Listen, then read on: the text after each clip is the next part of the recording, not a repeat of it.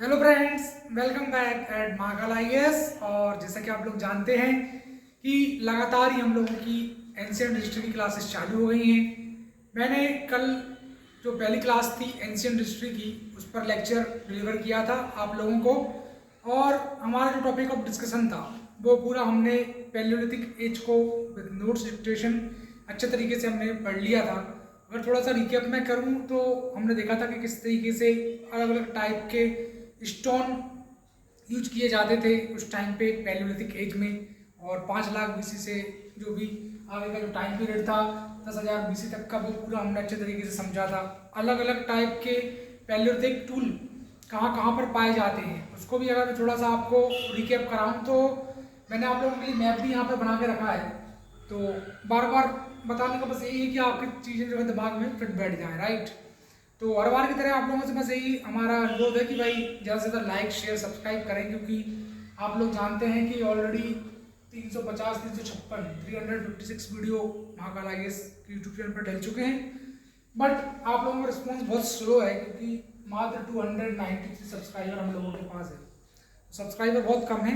थोड़ा सा आप इस चीज़ में हेल्प करें, ज़्यादा से ज़्यादा वीडियो को लाइक करें, शेयर करें, सब्सक्राइब करें, तभी हमारा चैनल जो है आगे ग्रो हो सकता है। क्योंकि मेहनत तो बहुत हम लोग कर ही रहे हैं, वो आप देख ही रहे हैं। बट कहीं ना कहीं आप लोगों का भी एक पॉजिटिव रिस्पॉन्स जब मिलना चालू हो जाएगा तो कहीं ना कहीं चैनल जो है आगे ग्रो होगा। सो मैं आपको वही बता रहा था कि पैलियोलिथिक प्लेसेस को भी अगर मैं आपको थोड़ा सा बताऊं, लास्ट लेक्चर में जो डिस्कशन हमने किया था तो इस तरीके से हम लोगों ने इंडिया का एक मैप बनाया है। और इसमें भीमबेटका जो कि मध्य प्रदेश में है उसकी लोकेशन ये है। आप लोग अगर नोट नहीं भी कर पाए हो लास्ट लेक्चर में तो अभी नोट कर लें। और सभी लोग जो है एक नोटबुक लेकर बैठेंगे, एक पेन लेकर बैठेंगे और जो कुछ भी कंटेंट यहाँ डिलीवर हो रहा है उसको अच्छे से समझेंगे, चीज़ों को ग्रास्प करेंगे।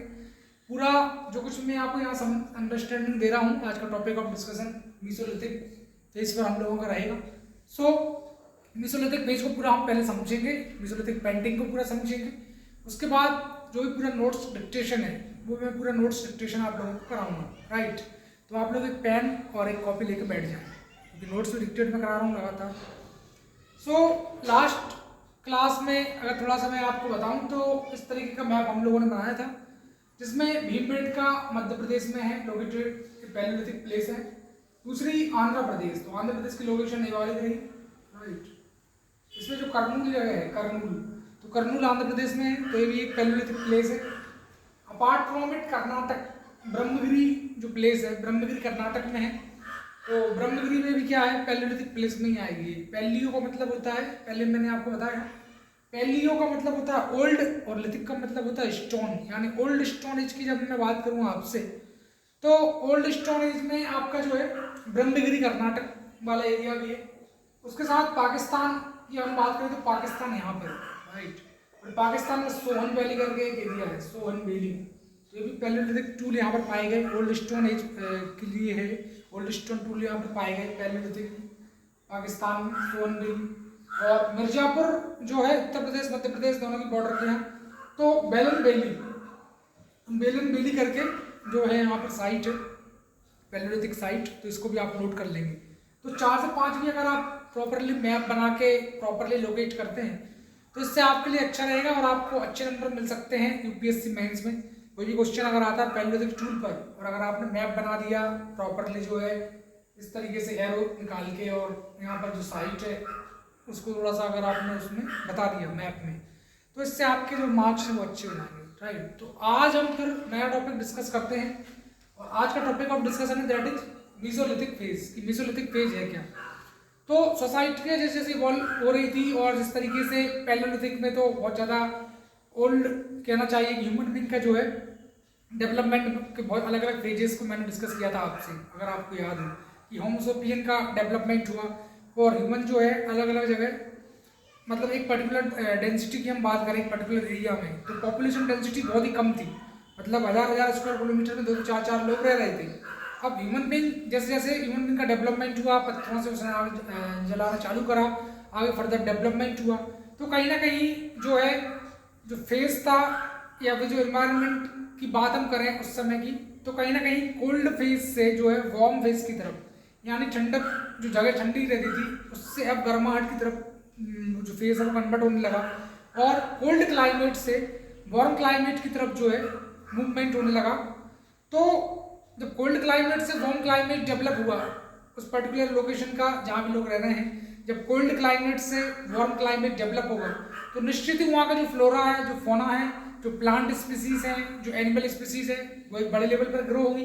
कि आप लोग जानते हैं कि जहाँ पर भी बहुत कोल्ड क्लाइमेट होगा, हार्श क्लाइमेट होगा, तो वहाँ पर फ्लोरा फोना डेवलप होने के चांस बहुत कम हो जाएंगे। क्यों कम हो जाएंगे? क्योंकि फ्रीजिंग हो जाएगी। फ्रीजिंग हो जाएगी तो प्लांट की ग्रोथ भी बहुत अच्छी नहीं हो पाएगी, एनिमल स्पीसीज बहुत सारे मर जाएंगे बहुत अधिक ठंड से।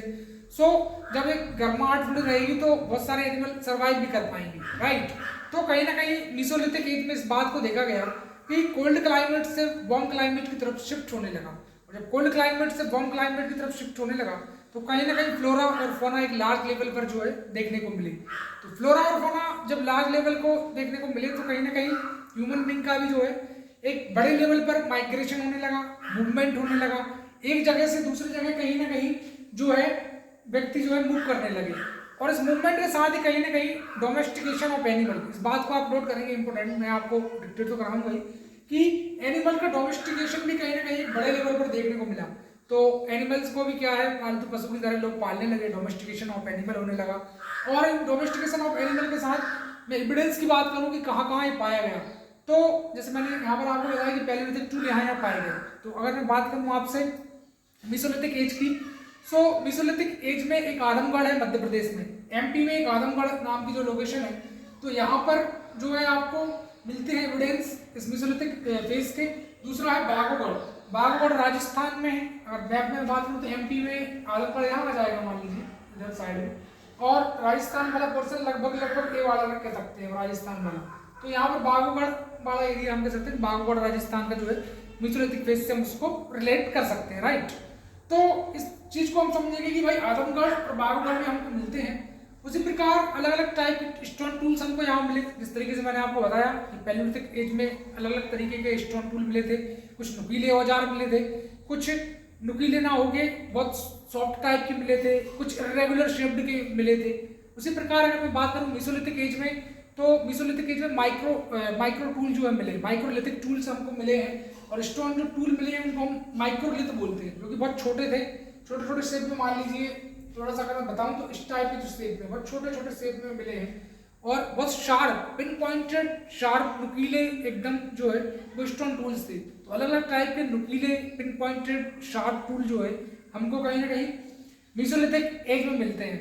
फिर आगे डिस्कशन को हम बढ़ाएं तो हम इस बात को भी देख सकते हैं कि उन टूल से ही कहीं ना कहीं जो शार्प टूल थे, जो माइक्रोलिथिक टूल्स थे, जिनको एकदम पिन पॉइंटेड अगर हम किसी पर मारते हैं तो उसकी मृत्यु हो जाए, तो कहीं ना कहीं एनिमल्स को मार के जो है अपनी भूख मिटाने की कोशिश करते थे मीसोलिथिक एज में।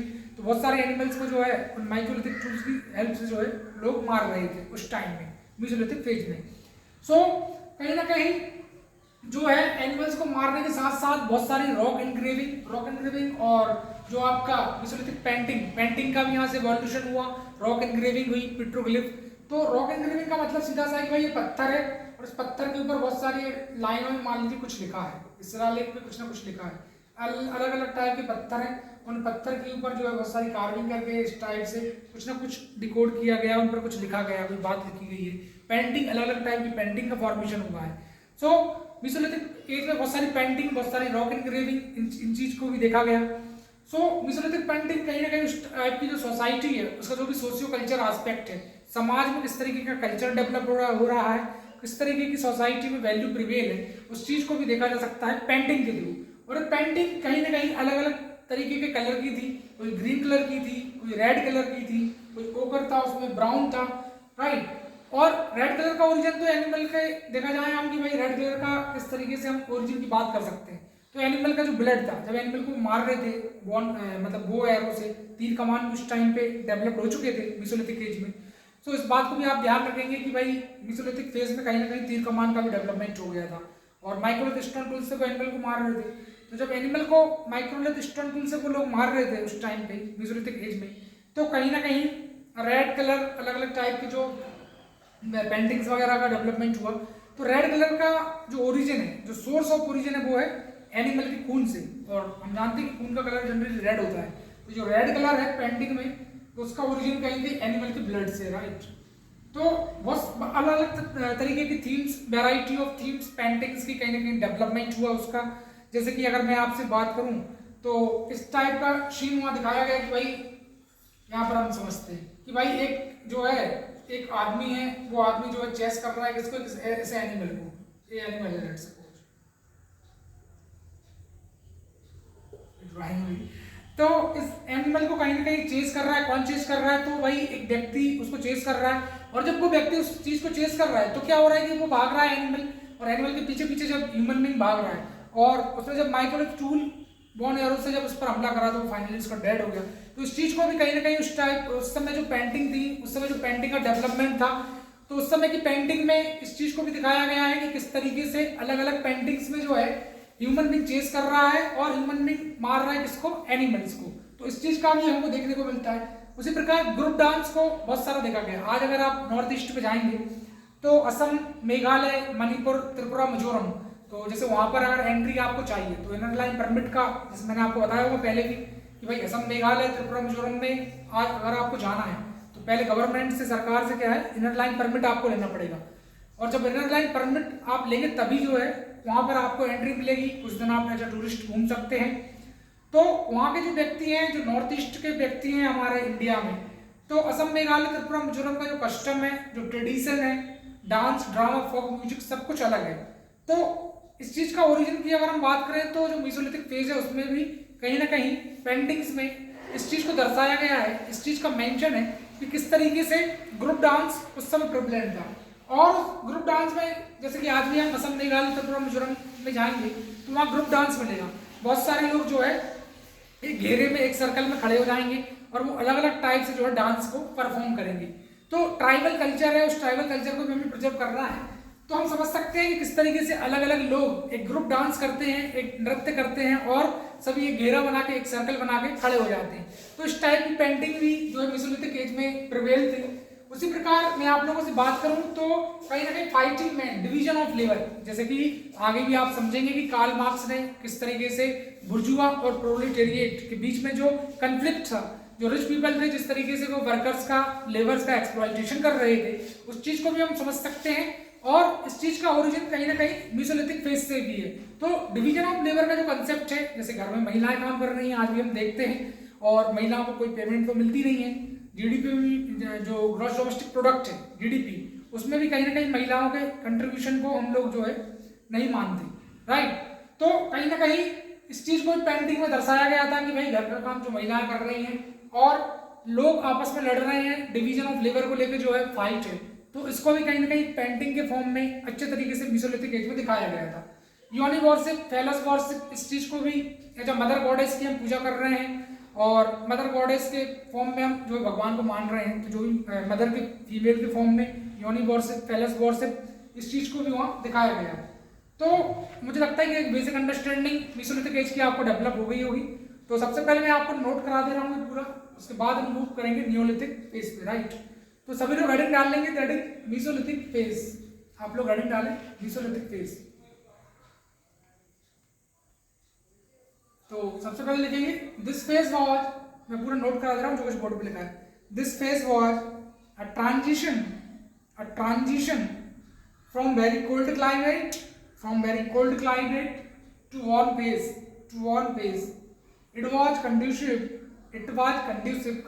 की spelling CONDUCIV. It was conducive to development of flora and fauna. Moreover, human being started to move to different places, have been found from Adamgarh, Dadich in Madhya Pradesh, MP, and Baghogarh, Dadich in Rajasthan. Stone tool used by them is known as microlith, which was small and sharp. Full stop. Energy to operate. Full stop. It was not only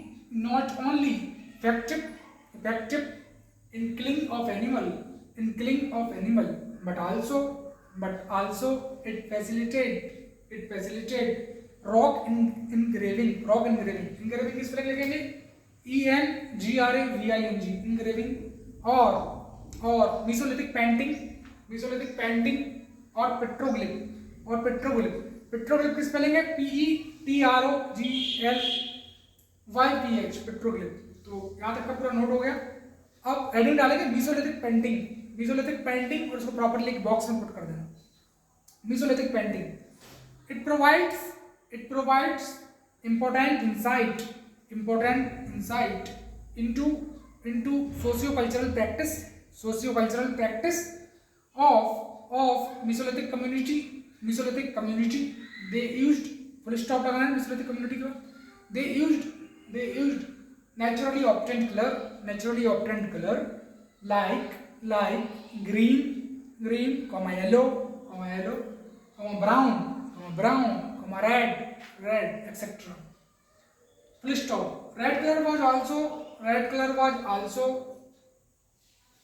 source from animal blood. Full stop. They created wide variety of themes which are as follow.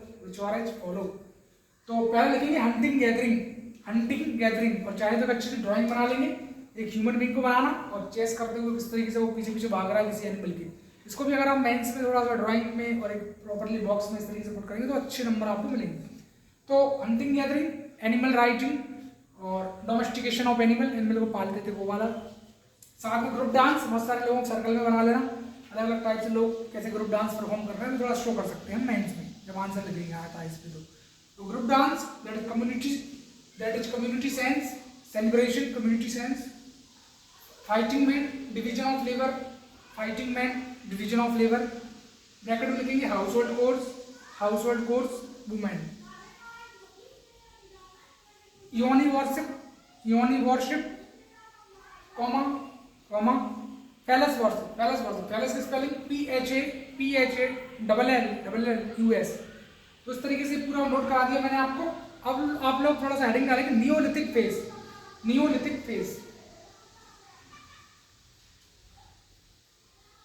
तो सभी लोग heading डाल लेंगे Neolithic phase. तो Neolithic phase की मैं आपसे बात करूं तो जिस तरीके से पैलियोलिथिक से हम मेसोलिथिक एज पे आए, और मेसोलिथिक का मतलब मिडिल स्टोन एज, पैलियोलिथिक का मतलब ओल्ड स्टोन एज. तो ओल्ड स्टोन एज से हम जो है मिडिल स्टोन एज पे आ गए, और अब मिडिल स्टोन एज से हम फर्दर मूव कर रहे हैं न्यू स्टोन एज पे, नई स्टोन एज पे, नियोलिथिक फेज पे. तो नियोलिथिक फेज पे क्या हुआ कि कहीं ना कहीं ह्यूमन बीइंग एक लार्जर कम्युनिटी में रहने लगा, थ्रेश्ड हाउसेस में रहने लगा. इस थ्रेश्ड हाउसेस को अगर मैं आपसे बताऊं तो झोपड़ी टाइप की थी, उसमें स्ट्रॉ से उसको कवर किया जाता था, इस तरीके से इंसुलेट किया जाता था कि वेदर या रेन वगैरह का कोई इंपैक्ट ना पड़े, प्लांट के रेसिड्यू वगैरह से उसको पूरा अच्छे से ढक लिया जाता था. तो इस थ्रेश्ड हाउसेस का डेवलपमेंट कहीं ना कहीं नियोलिथिक फेज में देखने को मिला. स्टोन अलग अलग टाइप के यूज हो रहे थे और पॉलिश्ड स्टोन थे. अभी तक जैसे पैलियोलिथिक में हमने देखा कि भाई वहाँ इरेगुलर शेप्ड के टूल्स थे, नुकीले थे. उसके बाद हम शिफ्ट हुए मेसोलिथिक फेज पे. तो मेसोलिथिक फेज में कहीं ना कहीं माइक्रोलिथिक टूल यूज हुए.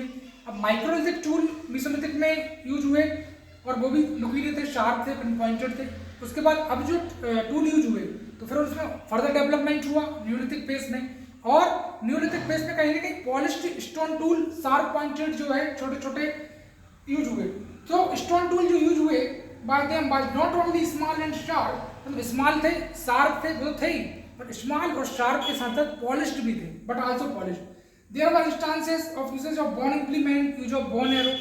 तो कहीं ना कहीं बॉय एरो का यूज भी यहाँ पर देखने को मिला. बॉय एरो, तीर कमान का यूज देखने को मिला हमको कहीं ना कहीं नियोलिथिक फेज में. बोन इंप्लीमेंट, बोन वगैरह, हड्डी वगैरह, इन सब चीज़ों को भी हमको देखने को मिलती है. उसके साथ मोस्ट इंपॉर्टेंट डेवलपमेंट जो नियोलिथिक फेज में अगर है, कोई अगर यूपीएससी प्रीलिम्स में भी मान लीजिए 2026 में क्वेश्चन को पूछ ले कि भाई ये स्टेटमेंट इस तरीके से फ्रेम करेगी, most important development in Neolithic phase was start of agriculture practice, right और रॉन्ग. तो आपको मार्क करना ट्रू, मतलब स्टेटमेंट सही है, क्योंकि एग्रीकल्चर का डेवलपमेंट ना तो मेसोलिथिक फेज में हुआ था ना पैलियोलिथिक फेज में हुआ था, बट नियोलिथिक फेज में कहीं ना कहीं एग्रीकल्चर का डेवलपमेंट भी फर्दर हो चुका था. तो एग्रीकल्चर का डेवलपमेंट भी यहाँ हो गया था, और पहला जो एग्रीकल्चर का डेवलपमेंट है वो कहीं भी पाकिस्तान में देखा गया। मेहरगढ़ एक पर्टिकुलर साइट है, मेहरगढ़ जो है पाकिस्तान में, आपकी लोकेशन यही रहेगी। तो पाकिस्तान में मेहरगढ़ जो लोकेशन है वो एक न्यूलिथिक साइट है, तो वहाँ पे कहीं ना कहीं एग्रीकल्चर का डेवलपमेंट यहाँ पर हमको देखने को मिलता है।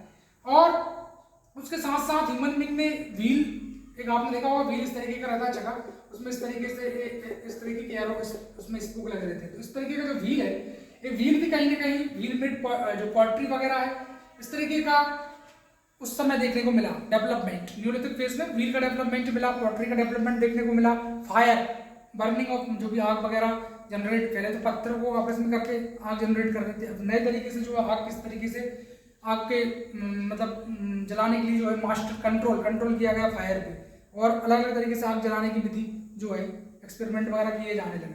तो सारी चीज़ें कहीं ना कहीं आपको न्यूलिथिक फेज में मिली। अगर इंपॉर्टेंट साइट की बात करूँ तो जम्मू कश्मीर गुपकरल एक पर्टिकुलर एक न्यूलिथिक साइट है, उसके साथ बुरजाहों और चिरंद बिहार में है, राइट। और आपका सराय नहर उत्तर प्रदेश, यूपी यहाँ कहीं एमपी के ऊपर मिलेगा आपको मैप में, और बिहार यहाँ कहीं मिल जाएगा। तो चिरांद बिहार, सराय नहर उत्तर प्रदेश, और गुपकरल जम्मू एंड कश्मीर जो यहाँ कहीं मिल जाएगा ऊपर मैप में। तो मैप में प्रॉपरली आप लोकेट कर लेंगे, ठीक है। तो ये और मैं आपको नोट करा दे रहा हूँ, उसके बाद हमारा न्यूलिथिक फेज भी कंप्लीट हो जाएगा। और कल हम जो डिस्कशन आप लोगों के लिए लाएंगे तो उस डिस्कशन में कहीं ना कहीं मैं आपसे डिस्कस करूंगा इंडस वैली सिविलाइजेशन के बारे में। तो अभी तक का नोट कर लें, हेडिंग डालें न्यूलिथिक फेज। तो लिखें in this phase human being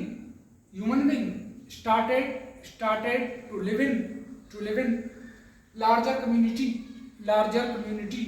in thatched houses, thatched की स्पेलिंग बता रहा हूँ, THAT houses, full stop. Stone tools used by them was not only small and sharp but also polished, full stop. There were instances of usage of bone implement, use of bow arrow, तीर कमान, right. उसके बाद full stop, use of बो arrow के बाद आप लिखेंगे कि most important development in Neolithic phase was start of agriculture practice, full stop. The first evidence of agriculture, most important development in Neolithic phase, first evidence of agriculture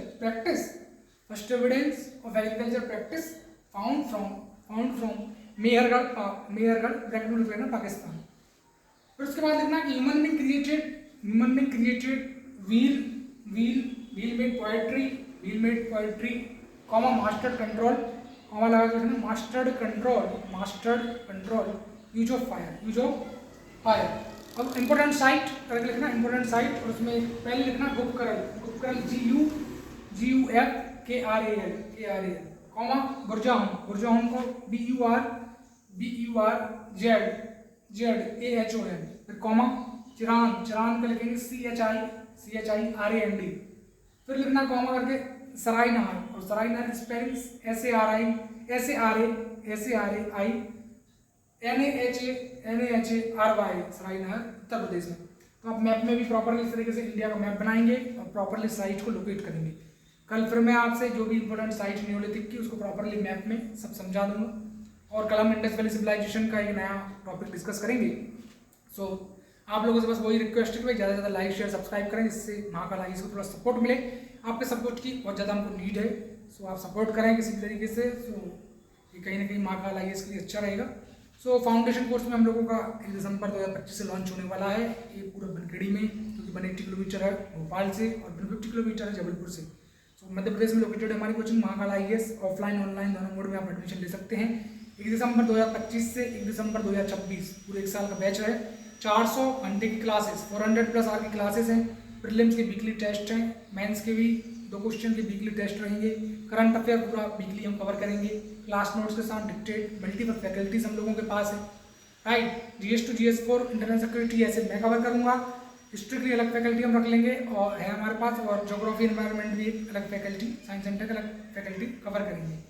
सो बहुत अच्छी मेहनत हम आप लोगों को कराएंगे और फी बहुत मामूली से सिर्फ 50,000 50,000 फी है। और अगर आप 1 दिसंबर 2025 के पहले इनरोल करते हैं ऑफलाइन ऑनलाइन बैच में तो 45,000 फी आपके लिए हो जाएगी। इसमें हम बहुत अच्छे तरीके से नेक्स्ट लेवल का कंटेंट, ना सिर्फ लक्ष्मीकांत और स्पेक्ट्रम, बाकी इसके भी बियॉन्ड हम जाएंगे, केस लॉ, कमेटी की रिकमेंडेशन, हर तरीके का जो बेस्ट ऑफ बेस्ट कंटेंट है वो महाकाल आईएएस की टीम आप लोगों के लिए लेकर आएगी। सो जिस किसी को भी अगर फुल कोर्स में इनरोल करना है तो वो 1 दिसंबर 2025 से बैच लॉन्च होने जा रहा है 1 ईयर का, उसमें आप लोग इनरोल कर सकते हैं। तो thank you very much. Kindly like share and subscribe दबा के फेसबुक, इंस्टा, ट्विटर, जहाँ भी आपको सब्सक्राइब और इसको शेयर करना है आप कर सकते हैं। Thank you. मिलेगी कल जल्दी नेक्स्ट सेशन में।